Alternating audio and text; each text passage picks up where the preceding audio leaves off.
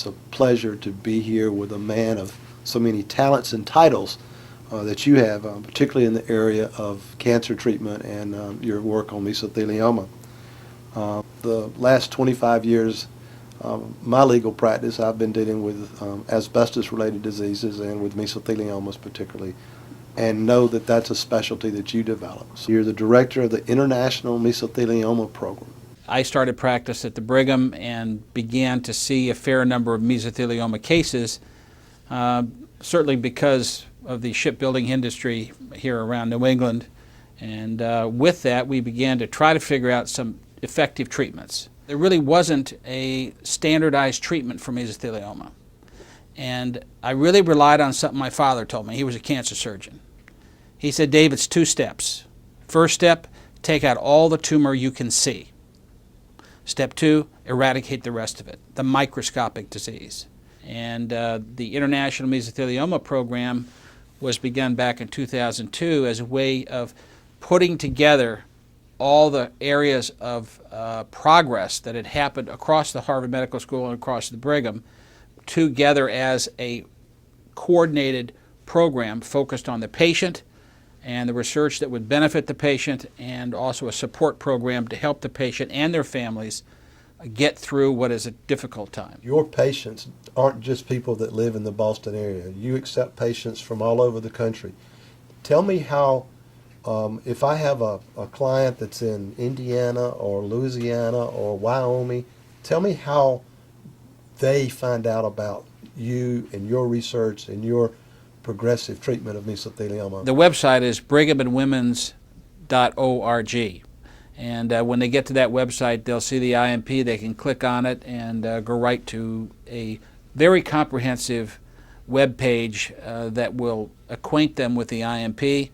There's a number of stories there by patients themselves who've been through the program, and they'll talk a little bit about what they went through and how life's been afterward. So it's a comprehensive website, and I think patients and their families will really benefit from looking at that.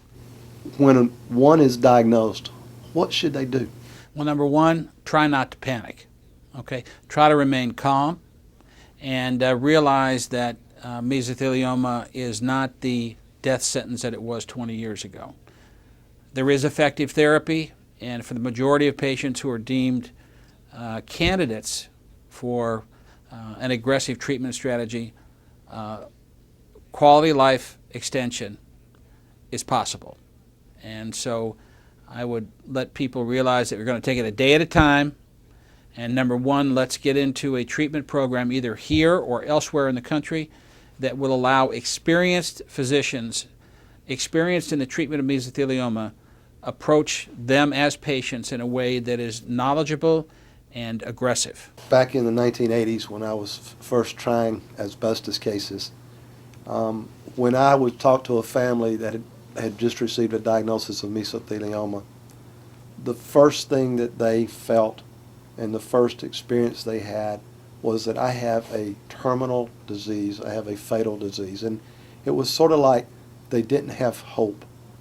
But I don't know that that's the case today. In mesothelioma, there are a lot of positive things that can be done medically. The goal of our program, for the program in general, in its research and treatment efforts, as well as for each individual patient, is the following: quality life extension leading to a cure. Quality life extension is available for the majority of patients who are deemed candidates for this aggressive treatment strategy. And when I say leading to a cure, we do have patients now that are 10, 12, 15 years out. Overall, the 5-year survival of mesothelioma has risen dramatically over the past 2 decades. And patients should know that mesothelioma is not necessarily a death sentence. And patients have done it. As I tell the patients, you know, we can't go around this problem, but we can go right through it. We have a roadmap through it, and others have blazed the trail ahead of you. So, number one, I tell patients, don't panic. Let's get a good look at your medical situation and see what can be done. But it certainly isn't hopeless.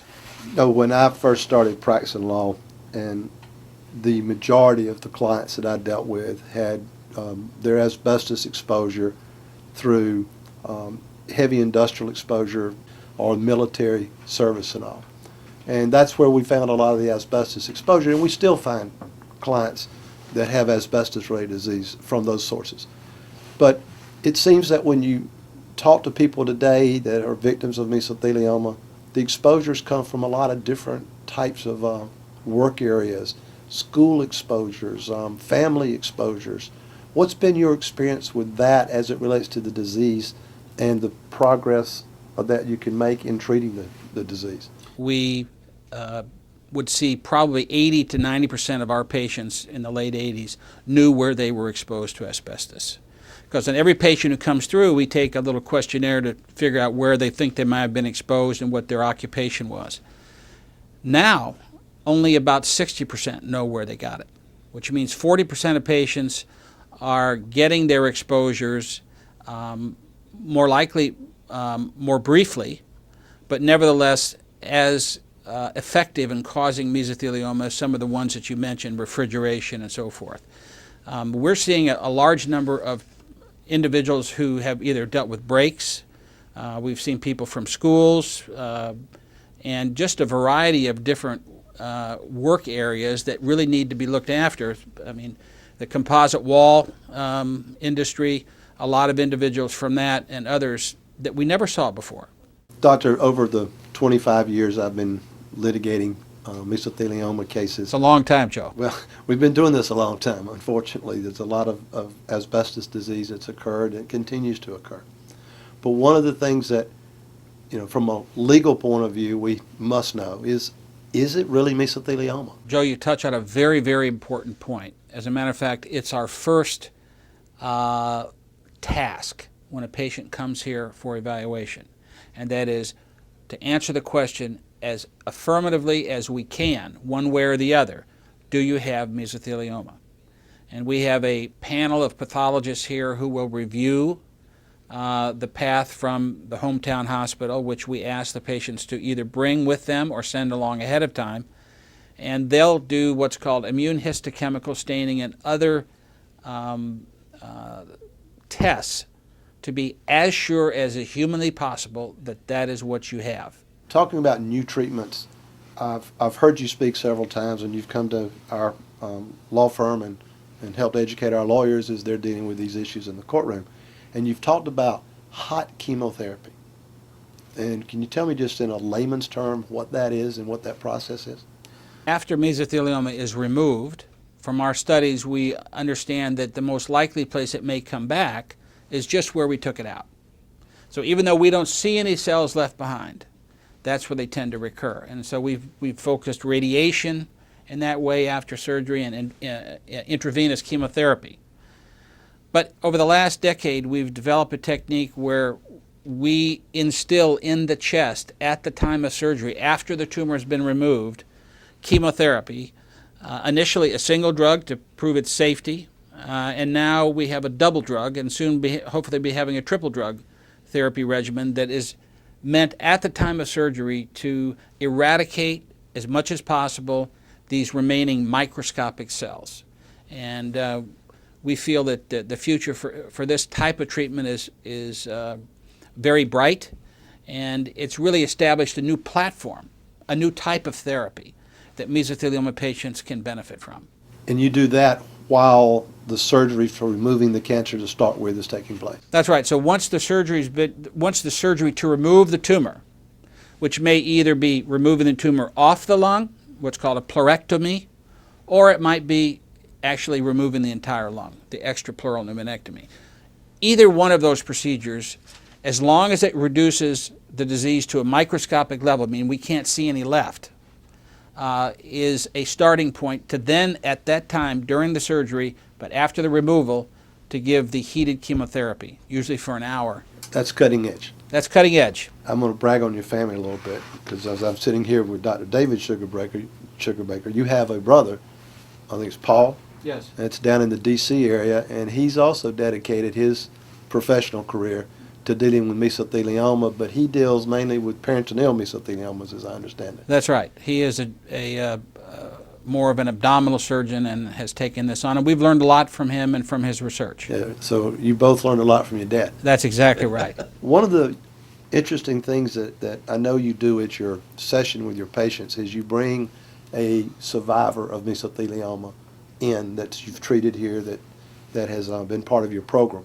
And they talk to the patients and tell them, whatever they may tell them. Will you share some of the concepts, some of the things that those survivors have said about the disease and about fighting the disease? Well, I would say that when an individual who's been through the surgical treatment, the intraoperative chemotherapy, and whatever other treatments we may recommend after that, when they come in the room, they can transfer more information and more hope in a minute of talking than I can over the course of the hour. Because there's nothing like talking to someone who's been through the process and who can stand there and say, I'm 2 years out, I'm 3 years out, and this is what you're going to face, and it's certainly surmountable. And if you stick with the program and with the coaching, there's a real chance to win. An individual who's been through it, who's standing there telling his or her story, is a very effective way to let people know there is hope, and that certainly it's not hopeless. Dr. Sugarbaker, in your efforts to promote the patient education, what's one thing that you can just tell a patient that they need to keep in mind as they're dealing with this disease? Well, Joe, that is anything is possible. And long-term survival is possible. It has been done before and is being done frequently at a number of different programs, including ours. And the 5-year survival has gone from 0 20 years ago to really a substantial number of patients living 5 years. The most important thing that patients need to understand is that they really need to get in a positive frame of mind.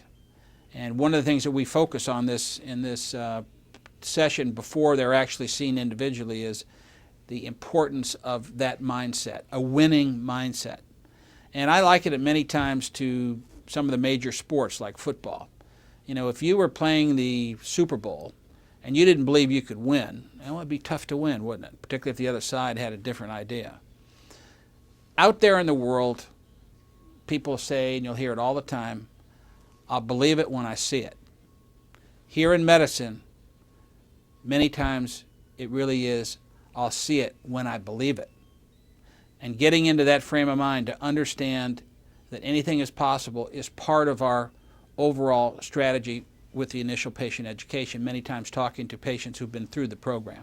Doctor, I want to thank you for the time that you've given me today, and I also want to thank you for the time that you've come down to Charleston and spent with my attorneys educating them on mesothelioma and on what the science is learning, and to make them better lawyers in the courtroom for our clients. And we do appreciate that and appreciate your time and efforts. And we congratulate you on the successes you've had and wish you the best going forward with you and your colleagues here at Brigham and Women's. Thank you very much for all your support and for coming up here today. We take every opportunity we can to help educate patients and what would be your clients with the possibilities. And in this disease, we now know anything is possible because we have patients who've even had bilateral disease alive 5, 6 years later. So anything's possible. You've got to stay positive.